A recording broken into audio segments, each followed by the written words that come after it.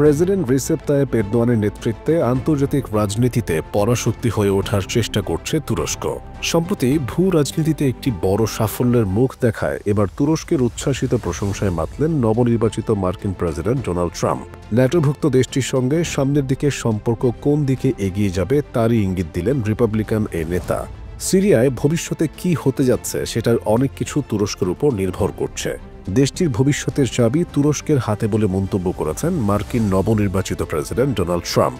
স্থানীয় সময় সোমবার ফ্লোরিডা অঙ্গরাজ্যে এক সংবাদ সম্মেলনে তিনি এই কথা বলেন বলে জানিয়েছে রয়টার্স।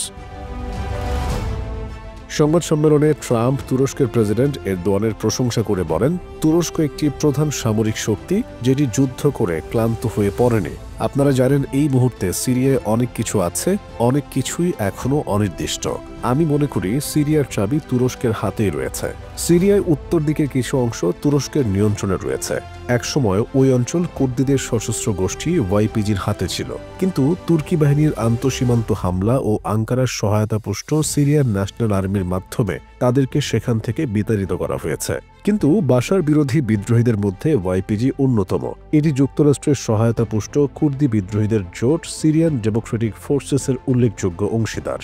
সিরিয়ার উত্তর পূর্বাঞ্চলের একটি অংশ এসডিএফ এর নিয়ন্ত্রণে রয়েছে। এই অঞ্চলে যুক্তরাষ্ট্রের একটি সামরিক ঘাঁটি রয়েছে, সেখানে প্রায় ৯০০ মার্কিন সেনা রয়েছে। ওয়াশিংটনের দাবি, ইসলামিক স্টেট বা আইএসের বিরুদ্ধে অভিযান চালানোর জন্য তাদের সেখানে রাখা হয়েছে। বাশারের পতনের পর ওয়াশিংটন ও আঙ্কারার শীর্ষ কর্মকর্তারা অনেকগুলো আলাপে অংশ নিয়েছে।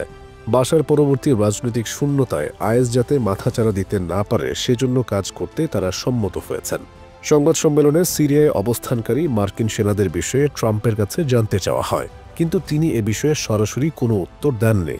বরং তিনি তুর্কি সামরিক বাহিনীর শক্তি ও তুরস্কের প্রেসিডেন্ট রিসেপ তাইয়েপ এরদোয়ানের সঙ্গে নিজের সম্পর্ক নিয়ে কথা বলেছেন।